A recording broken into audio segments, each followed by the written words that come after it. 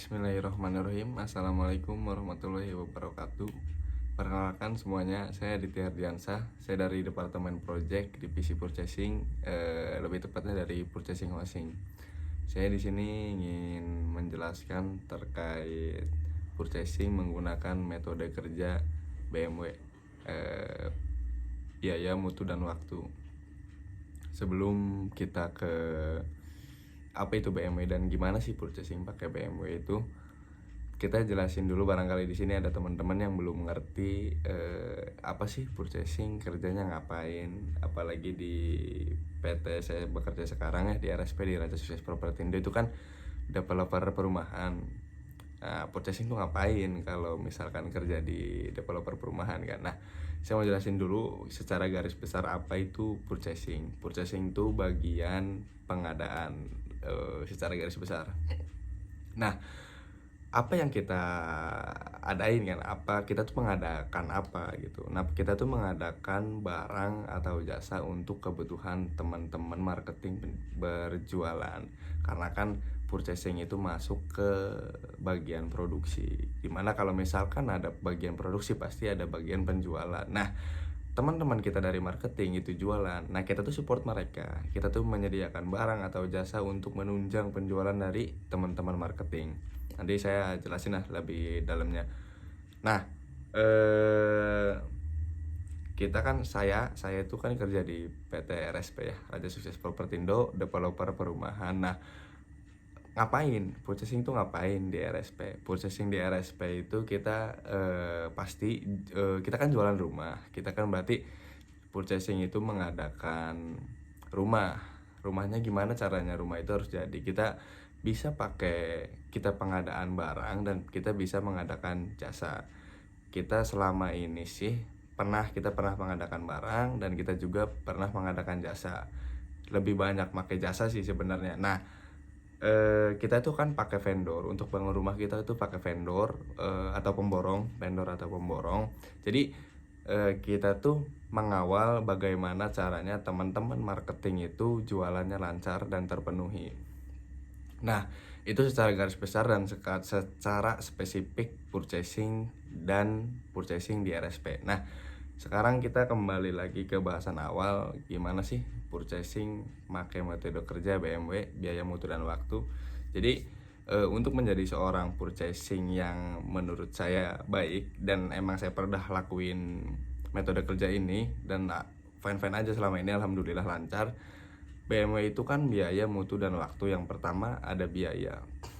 Nah, gimana sih caranya menjadi purchasing yang baik? Kita harus memikirkan kos perusahaan atau biaya yang kita keluarkan untuk sesuatu barang atau jasa untuk menunjang penjualan marketing kan.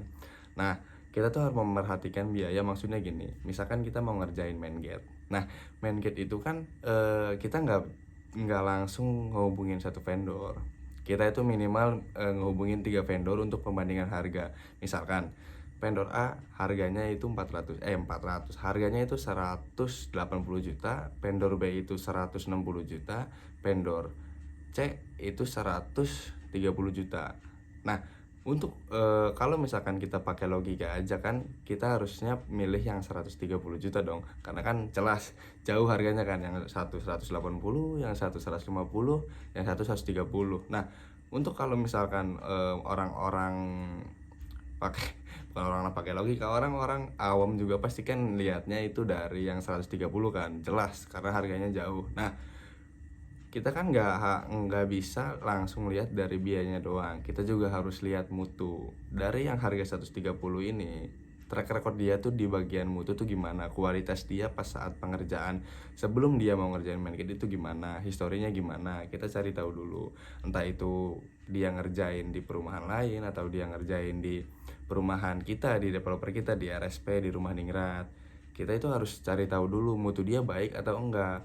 Kalau misalkan dari biaya dia udah oke, dari mutu dia udah oke, kita tinggal lihat lead time, waktu kan. Tadi kan BMW biaya udah, mutunya udah, biaya kita udah cek, cross udah cek kan, udah bagus, harganya udah bagus, mutunya juga kita udah cek, mutunya bagus. Sekarang tinggal waktu dia, lead time-nya dia. Karena gini, buat informasi aja buat kalian, di rumah Ningrat ini kalau misalkan project baru atau lahan baru, kita itu ada 3 pekerjaan. Ya, 3 pekerjaan utama untuk menunjang penjualan awal dari teman-teman tim marketing.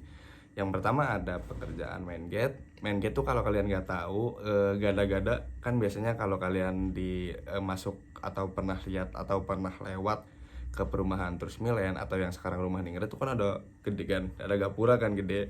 Biasanya Terus Milen, Pamengkang, misalkan Terus Milen, Dawan. Nah itu namanya main gate. Terus ada paving, paving itu kan paving block.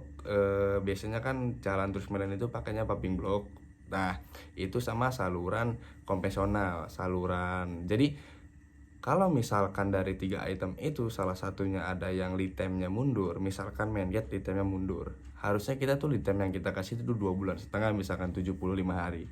Tapi si vendor itu ngerjain misalkan 3 bulan, 90 hari. Nah, yang harusnya teman-teman marketing itu udah bisa leluasa jualan atau penunjangnya itu udah full, dari paving udah ada, saluran udah ada, main gate udah ada, kita tinggal bikin rumah contoh kan. Nah, kalau misalkan main gate-nya itu telat, bisa jadi teman-teman marketing juga jualannya telat karena daya tariknya kurang satu.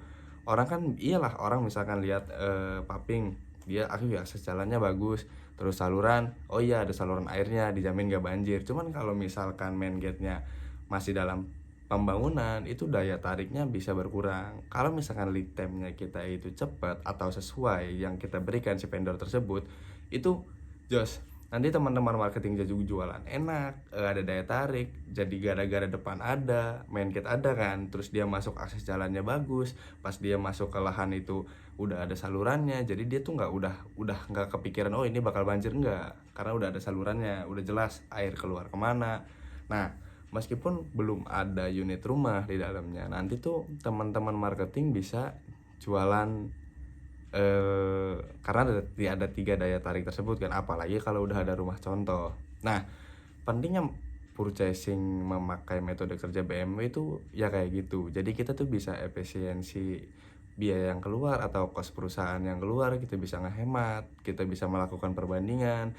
Terkait mutu juga kita bisa banding, bisa cari tahu dari vendor A, B, C, mutunya yang paling bagus apa, biaya yang paling masuk siapa, dan lead time sih biasanya kalau misalkan si vendor tersebut udah pernah kerjain di perumahan, misalkan di Terus Milen atau di rumah Ningrat ya, dia udah pernah ngerjain, itu kan kelihatan historinya ada, dia dulu ngerjain tuh lead time-nya berapa hari, tepat waktu enggak dari lead time yang kita berikan. Karena dari pihak purchasing juga kalau misalkan ngasih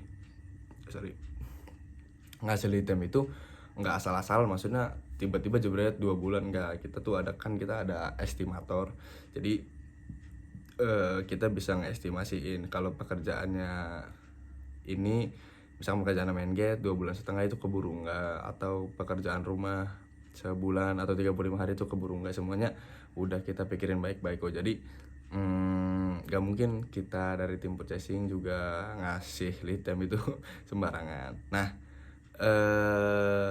jadi diharapkan sih kalau misalkan teman-teman emang mau masuk atau join jadi tim purchasing, khususnya tim purchasing di RSP, ya kalian harus belajar terkait biaya, mutu, dan waktu, karena itu pasti setiap hari sih, sehari-hari pasti kepake. Kita harus bisa nge-save biaya yang keluar dari perusahaan, gimana caranya kita bisa hemat dari perbandingan vendor, dari mutu kita kualitasnya juga terjaga, dari lead time-nya kita aman. Karena 3 poin itu sih yang jadi concern CEO ya, BMW itu jadi concern terus, cost yang keluar, terus mutunya, kualitas kita dijaga, karena kan kepuasan konsumen nomor 1 di RSP. Oke, paling untuk sekarang sekian dulu dari saya terkait purchasing menggunakan metode kerja BMW. Nanti lanjutannya saya bahas lagi di video selanjutnya ya. Thank you. Assalamualaikum.